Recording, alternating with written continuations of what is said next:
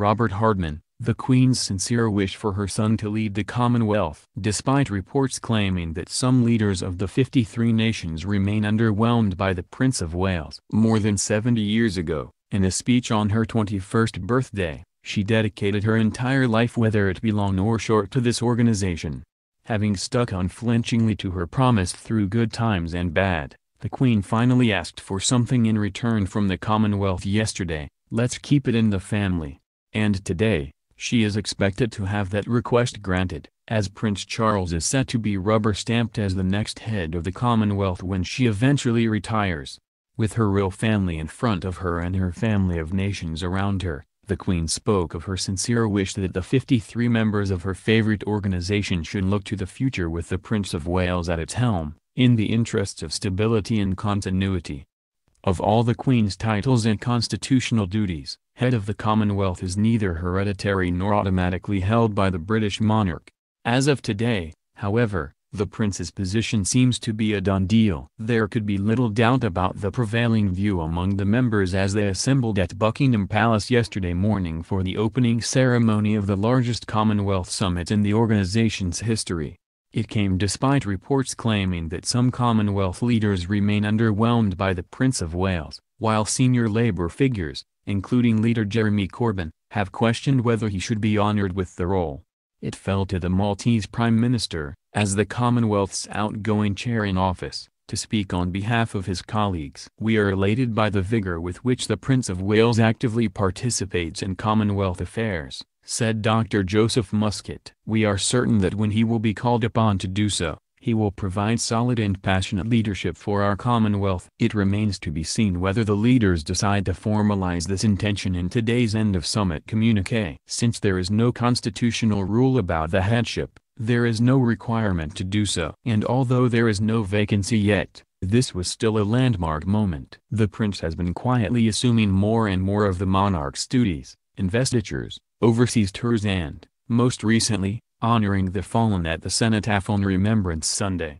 But the Commonwealth question has always been studiously avoided. The prince has had to tread carefully, for fear of appearing too pushy on his mother's turf or, conversely, of appearing uninterested. Yet having visited 44 of the 53 nations of the Commonwealth, he has been to 10 in the past year alone. And having known all its leaders since birth, he probably understands the club better than anyone alive, with the exception of his parents. Yesterday he spoke fondly of what has been a fundamental feature of my life for as long as I can remember, and of bygone Commonwealth statesmen such as Pierre Trudeau, former Prime Minister of Canada, and Jomo Kenyatta, former President of Kenya. Both men's sons, Justin Trudeau and Uhuru Kenyatta, have since followed their fathers into politics. Both of them were seated on the stage yesterday with the other premiers. The Windsors are certainly not the only Commonwealth dynasty. The Queen's ringing endorsement of the prince was particularly striking because, until now, she has avoided interfering in the business side of things. Over nearly 7 decades she has held this argumentative organization cum clan together, listening to their troubles in endless private audiences, whining and dining them, breaking up fights and generally keeping the show on the road.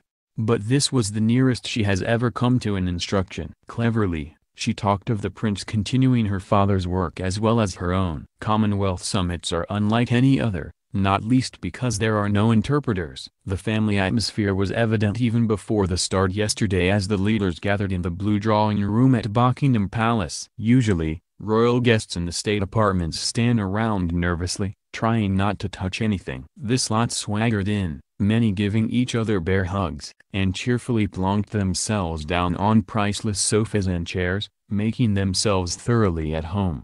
It is one of the reasons why the Queen has always enjoyed these summits, and why there was an added poignancy to yesterday's proceedings. For this was a farewell of sorts, not that anyone put it quite like that. The Queen, who celebrates her 92nd birthday tomorrow, no longer undertakes long-haul travel. These Commonwealth summits, held every other year, take place in Britain only every 20 years or so. The next one is scheduled for Malaysia, and the Prince of Wales will represent the Queen there. She will continue to play an active part in Commonwealth affairs and meet its leaders when they are in Britain. But her days of faraway summits are over. It explains why this gathering had attracted the largest number of premiers in Commonwealth history. with 47 heads of government present among 53 delegations. She attended her first gathering of its leaders as a princess, when her father, King George VI, created the modern organization out of the remnants of the British Empire. There were only 8 members of the Commonwealth when the Queen came to the throne. In 1953, she was the dazzling debutante head surrounded by grand old stagers like Churchill, Menzies, and Nehru. She would entertain the Commonwealth prime ministers on their annual trips to London until they decided to rotate these gatherings among the member nations. In 1971, the first Commonwealth Heads of Government meeting, or CHOM, took place in Singapore. Prime Minister Edward Heath formally advised the Queen not to attend. He warned that there would be a row over British arms sales to South Africa and that there would be a toxic atmosphere, as indeed there was.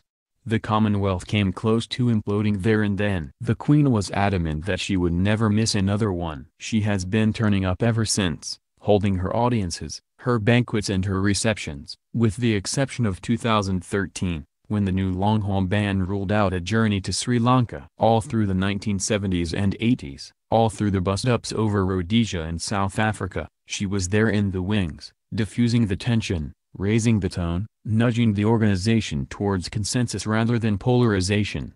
Along the way, the Commonwealth would enjoy great triumphs, notably the end of apartheid, the return of South Africa to the club and the creation of an independent Zimbabwe.